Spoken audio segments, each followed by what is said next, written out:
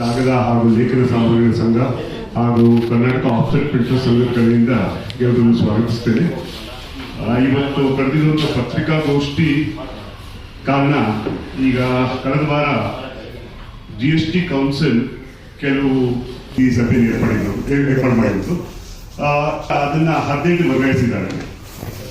ಅದೇ ರೀತಿ ಹಲವಾರು ಕಾಗದ ಪದಾರ್ಥಗಳು ಅಂದ್ರೆ ಎನ್ವೆಲಪ್ ಇರ್ಬೋದು, ಈಗ ಮತ್ತೆ ಸ್ಟೇಷನರಿ, ಆಫೀಸ್ ಸ್ಟೇಷನರಿ, ಇವುಗಳು 12 ಇದ್ದವು 18 ಹೋಗಿವೆ. ಕೆಲವು 12 ಇದ್ದಿದ್ದು 5 ಬಂದಿದೆ. ಹೇಗೆಂದ್ರೆ ಪೇಪರ್ ಬ್ಯಾಗ್ ಆಗಿರ್ಬೋದು, ಕಾರಿಗೇಷನ್ ಬಾಕ್ಸ್ ಆಗಿರ್ಬೋದು, ಇವೆಲ್ಲ ಈಗ 5 ಬಂದಿದೆ. ಇನ್ನೊಂದು ವಿಷಯ ಅಂದ್ರೆ ಸ್ಕೂಲ್ ಮಕ್ಕಳು, ಕಾಲೇಜ್ ಮಕ್ಕಳು ಬಳಸುವಂತ ನೋಟ್ಬುಕ್ ಹಾಗೂ ಟೆಕ್ಸ್ಟ್ ಬುಕ್, ಇವುಗಳು ಮೊದಲು ನೋಟ್ಬುಕ್ 100% ಇದ್ದಿದ್ದು ಈಗ 0 ಟ್ಯಾಕ್ಸ್ ಬಂದಿದೆ, ನಿಲ್ ಟ್ಯಾಕ್ಸ್. ಇದರ ಪರಿಣಾಮ ಏನಾಗುತ್ತೆ ಅಂತ ನಿಮ್ಮೆಲ್ಲರೂ ನೋಡ್ತೀವಿ. ಮೊದಲನೇದಾಗಿ ನೋಟ್ಬುಕ್ ಮೇಲೆ 0 ಟ್ಯಾಕ್ಸ್ ಮಾಡಿದ್ರಿಂದ ಏನಾಗ್ತಿದೆ, ಇದಕ್ಕೆ ಮೊದಲು 12 ಇದ್ದಾಗ ನಾವು ಪೇಪರ್ ಖರೀದಿ ಮಾಡಿದಾಗ ನಾವು ಕಟ್ತಿದ್ದಂತ GST 100% ನಮಗೆ ಹಿಂದಿ ಇನ್ಪುಟ್ ಕ್ರೆಡಿಟ್ ಅಂತ ವಾಪಸ್ ಬರ್ತಿತ್ತು. ಈಗ ನಿಲ್ಲಲಾಗಿರೋದ್ರಿಂದ ನಮಗೆ ಇನ್ಪುಟ್ ಕ್ರೆಡಿಟ್ ಸಿಗುವ ಸಾಧ್ಯತೆ ಇಲ್ಲ. ಇದು ಮೊದಲನೇ ಸಮಸ್ಯೆ. ಈಗ ಆಗೋದ್ರಿಂದ ಏನಾಗುತ್ತೆ, 100 ರೂಪಾಯಿ ಪೇಪರ್ ಪ್ಲಸ್ 100 ರೂಪಾಯಿ ಟ್ಯಾಕ್ಸ್ ಇದ್ದಿದ್ದು ಈಗ ನೇರವಾಗಿ 118 ರೂಪಾಯಿ ಪೇಪರ್ ಕಾಸ್ಟ್ ಆಗುತ್ತೆ. ಸೊ ನೋಟ್ಬುಕ್ ಮೇಲೆ ಏನಾಗುತ್ತೆ, ನಿಮ್ಗೆ ಸಿಗ್ಬೇಕಾಗಿದ್ದಂತ ಡಿಸ್ಕೌಂಟ್ GST ಇನ್ಪುಟ್ ಕ್ರೆಡಿಟ್ ಸಿಗದೆ ಇರೋದ್ರಿಂದ 18 ರೂಪಾಯಿ ಜಾಸ್ತಿ ಆಗುತ್ತೆ. ಇದಲ್ಲದೆ ಇನ್ನೊಂದು ಸಮಸ್ಯೆ ಏನಾಗುತ್ತೆ ಅಂದ್ರೆ, ಪೇಪರ್ ಅಲ್ಲದೆ ಪುಸ್ತಕ ಮಾಡಲಿಕ್ಕೆ ಪಿನ್ ಬೇಕಾಗುತ್ತೆ, ಗೆರೆ ಹಾಕ್ಲಿಕ್ಕೆ ಇಂಕ್ ಬೇಕಾಗುತ್ತೆ, ಬೈಂಡ್ ಮಾಡ್ಲಿಕ್ಕೆ ಕೆಲವು ಐಟಮ್ಸ್ ಎಲ್ಲ ಯೂಸ್ ಮಾಡ್ತೀವಿ. ಇವೆಲ್ಲದ ಮೇಲೆ 18% ಟ್ಯಾಕ್ಸ್ ಇದೆ. ಸೊ ಇವೆಲ್ಲ ನೀವು ಸೇರಿಸ್ಕೊಂಡಾಗ ಏನಾಗುತ್ತೆ ಅಂದ್ರೆ, ಒಟ್ಟಾರೆ ಒಂದು 20% ಅಷ್ಟು ನೋಟ್ಬುಕ್ ದರ ಜಾಸ್ತಿ ಆಗುತ್ತೆ. ಇದು ಮತ್ತೆ ಇನ್ನೊಂದು ಸಮಸ್ಯೆ ಏನಂದ್ರೆ, 21ನೇ ತಾರೀಕು ರಾತ್ರಿ ನಮ್ಮ ಹತ್ರ ಉಳ್ಕೊಳ್ಳುವಂತ ಸ್ಟಾಕ್ಸ್, ಕ್ಲೋಸಿಂಗ್ ಸ್ಟಾಕ್ ಅಂತ ಏನಂತ ಹೇಳ್ತೀವಿ ನಾವು, ಅದರ ಸಿಚುವೇಶನ್ ಏನಂತ ನಮ್ಗೆ ಗೊತ್ತಾಗ್ತಿರ್ತದೆ.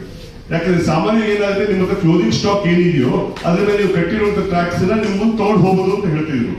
ಆದ್ರೆ ಈಗ ನೋಟ್ಬುಕ್ ಅನ್ನ 0 ಟ್ಯಾಕ್ಸ್ ಅಲ್ಲಿ ಹಾಕಿರೋದ್ರಿಂದ ಸರ್ಕಾರ ಆದ್ರೆ ರೂಪಿಸುವಂತ ರೀತಿಯಲ್ಲಿ ಎಲ್ಲೋ ಸ್ವಲ್ಪ ತಪ್ಪಾಗಿದೆ. ಅದನ್ನ ಸ್ವಲ್ಪ ತಿದ್ದುಪಡಿ ಮಾಡಿಕೊಂಡು ಸ್ವಲ್ಪ ನಮಗೆಲ್ಲ ಎಕ್ಸ್ಪ್ಲೈನ್ ಮಾಡಿದ್ರೆ ಯಾರು ತೊಂದರೆ ಆಗಿರೋ ಇದನ್ನ ಮಾಡ್ಕೊಂಡು ಹೋಗ್ಬೋದು. ಇದು ನಮ್ಮ ಕಡೆಯಿಂದ ಆಗಿರುವಂತ ಸಮಸ್ಯೆ, ಪೇಪರ್ ಹಾಗೂ ನೋಟ್ಬುಕ್ ಕಡೆಯಿಂದ. ನನ್ನ ಜೊತೆ ಮಿಸ್ಟರ್ ಅನಿಲ್ ಹಾಗೂ ಅವರ ಸಂಘದಿಂದ ಮೊದಲು ಇಲ್ಲಿ ಕೂತಿರೋದು ಎಲ್ಲರೂ ಪರಿಚಯ ಮಾಡ್ಬಿಡ್ತೀವಿ.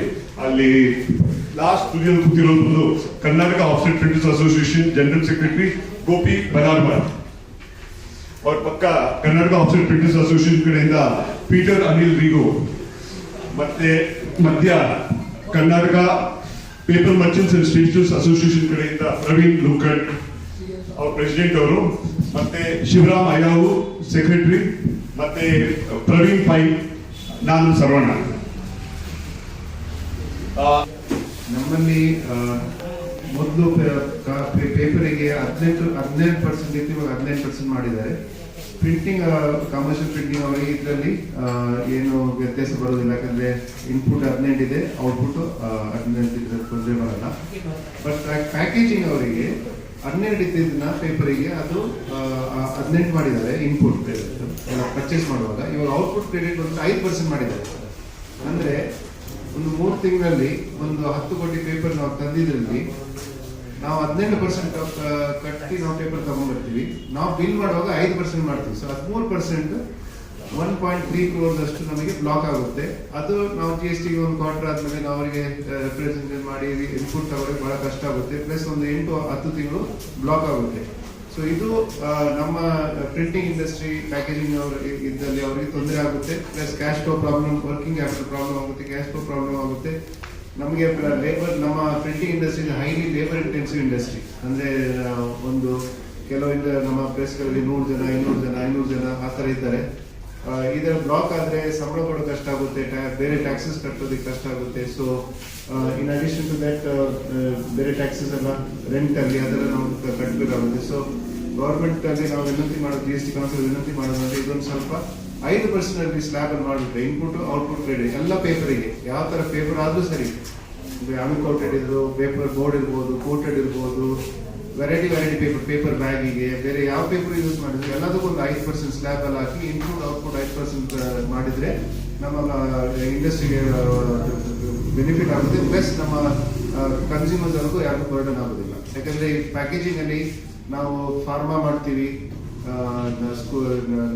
ಇದಕ್ಕೆ ಫುಡ್ ಪ್ಯಾಕೇಜಿಂಗ್ ಮಾಡ್ತೀವಿ, ಎಲ್ಲದಕ್ಕೂ 15% ನಾವು ಇನ್ಪುಟ್ ಅಂತ ತಗೊಳ್ಳುವಾಗ ಔಟ್ಪುಟ್ ನಂಬರ್ 5% ಇರುವಾಗ ಜನರಿಗೆ ಏನಂದ್ರೆ ಇದು ಕಮ್ಮಿ ಆಗುತ್ತೆ ಅಂತ ಆಲ್ರೆಡಿ ಫೋನ್ ಬರುತ್ತೆ. ನೆಕ್ಸ್ಟ್ 22ನೇ ತಾರೀಕಿಂದ ನೀವು ಕಮ್ಮಿ ಮಾಡಿ ಕೊಡ್ಬೇಕು ಅಂತ ಕಮ್ಮಿ ಮಾಡಕ್ ಆಗೋದಿಲ್ಲ. ಯಾಕಂದ್ರೆ 15% ನಾವು ಇನ್ಪುಟ್ ಇರೋದ್ರಿಂದ. ಸೊ ಇದರಲ್ಲಿ ಸ್ವಲ್ಪ ಗೊಂದಲ ಇರೋದ್ರಿಂದ GST ಕೌನ್ಸಿಲ್ ವಿನಂತಿ ಮಾಡ್ತೀವಿ, ಇದೊಂದು ಸ್ವಲ್ಪ ಸೆಪರೇಟ್ ಮಾಡಬೇಕು, ಸಮವಾಗಿ ಮಾಡಬೇಕಂತ ವಿನಂತಿ. ಈಗ ಎಷ್ಟು ಪರ್ಸೆಂಟ್ ಇತ್ತು?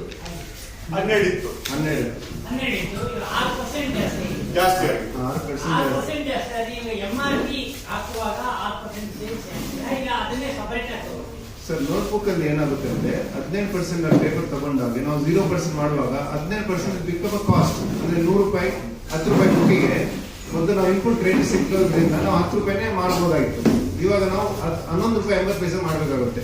ಸೊ ಇಮ್ಯಾಜಿನೇಷನ್ ಜನರಿಗೆ ನೋಟ್ಬುಕ್ ಇರೋ ಬೆಲೆ ಕಮ್ಮಿ ಆಗ್ತದೆ. 0% ಇಸ್ ನಾಟ್ ಅದು ಕಾಸ್ಟ್ ಆಗಿ ಬರುತ್ತೆ. ನಮ್ಗೆ ವಾಪಸ್ ಈಗ ಓವರಾಲ್ ಪ್ಯಾಕೇಜಿಂಗ್ 5% ನಿಲ್ಲಿಸ್ಬಿಟ್ಟಿದ್ದಾರಲ್ಲ, ಅಲ್ಲ, ನೀವು ಪ್ಯಾಕೇಜಿಂಗ್ ಅಡ್ವಾಂಟೇಜ್ ಇಲ್ಲ. ಪ್ಯಾಕೇಜಿಂಗ್ 5% ನಾವು ಬಿಲ್ ಮಾಡುವಾಗ 5% ಮಾಡ್ತೀವಿ ಸರ್.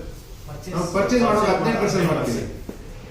ಅಂದ್ರೆ 18 23 ಆಗುತ್ತೆ ಸರ್. ಇಲ್ಲ, ಪರ್ಚೇಸ್ ಮಾಡ್ತೀವಿ, ನಾವು ಬಿಲ್ ಮಾಡುವಾಗ 5% ಮಾಡ್ತೀವಿ. 13% ಉಳಿತದಲ್ಲ, ಅದು ಗವರ್ಮೆಂಟ್ ಅಲ್ಲಿ GST ಅಲ್ಲಿ ಇರುತ್ತೆ. ಅದನ್ನ ನಾವು ಪ್ರತಿ ಕ್ವಾರ್ಟರ್ ಅಲ್ಲಿ ನಾವು ರಿಟರ್ನ್ಸ್ ಕೊಟ್ಬಿಟ್ಟು ಅವ್ರ ಹತ್ರ ನಾವು ವಾಪಸ್ ತಗೊಬೇಕು. That's long process. ಒಂದು 8-10 ತಿಂಗಳಾಗುತ್ತೆ ವಾಪಸ್ ಬರೋಷ್ಟರಲ್ಲಿ. ಈ ಸದ್ಯದಲ್ಲಿ ನಡೀತಿರೋದ್ರಲ್ಲಿ 3 ತಿಂಗಳು ಆಗ್ತಿದೆ, 3 ರಿಂದ 6 ತಿಂಗಳು ಆಗ್ತಿದೆ ಕಾಸು ವಾಪಸ್ ಬರ್ಲಿಕ್ಕೆ. ಈಗ ನಿಮ್ಮ ಜಮಾಲಿ ಇರ್ತಲ್ಲ ಕಾಸು, ಅದನ್ನ ನೀವು ಪ್ರೋಸೆಸ್ ಮಾಡಿ ವಾಪಸ್ ತಗೊಳಿಸೋದ್ರಲ್ಲಿ 6 ತಿಂಗಳವರೆಗೂ ನಡೀತಿದೆ ಟೈಮ್. ಅಲ್ಲ, ಅವಾಗ ನೀವು ಹಾಕೋದು ಯಾಕೆ ಮತ್ತೆ ವಾಪಸ್ ಕೊಡೋದು ಯಾಕೆ? ಅದ್ರ ಬಗ್ಗೆ ಆಗ್ತೇನೆ ಇದು ಎಲ್ಲಾ ಸಂಘದವರು ಮಾತಾಡ್ತಿದ್ದಾರೆ ಸರ್. ಅದನ್ನ ಅವ್ರು ಏನ್ ಹೇಳ್ತಾರೆ, ಇನ್ವರ್ಟರಿ ಡ್ಯೂಟಿ ಸ್ಟ್ರಕ್ಚರ್ ಅಂತ ಗವರ್ಮೆಂಟ್ ಅವ್ರು ಹೇಳಿರೋದು ಏನಂದ್ರೆ ನವೆಂಬರ್ 1ನೇ ತಾರೀಕಿಂದ ಒಂದು ಹೊಸ ನಿಯಮ ತರ್ತಾ ಇದ್ದೀವಿ. ಇಂಥ ಯಾರ್ಯಾರಿಗೆ ಇನ್ವರ್ಟರಿ ಡ್ಯೂಟಿ ಸ್ಟ್ರಕ್ಚರ್ ಇದೆಯೋ ಅವರಿಗೆ ವಿದಿನ್ 15 ಡೇಸ್ ಅಲ್ಲಿ 90 ಭಾಗ ಅಮೌಂಟ್ ರೀಫಂಡ್ ಸಿಗುತ್ತೆ. ಅದಾದ ನಂತರ 10% ಅಮೌಂಟ್ ನಿಮಗೆ ನಿಮ್ ಬುಕ್ಸ್ ನೆಲ್ಲ ಸ್ಕ್ರೂಟಿನಿ ಮಾಡಿ ಆ ನಂತರ ಕೊಡ್ತೀನಿ ಅಂತ ಹೇಳಿದ್ದಾರೆ. ಸರ್ ಇವೆಲ್ಲ ಏನಾಗುತ್ತೆ ಅಂದ್ರೆ ಬುಕ್ ಅಲ್ಲಿ ಓದೋದು ಚೆನ್ನಾಗಿದೆ ಸರ್.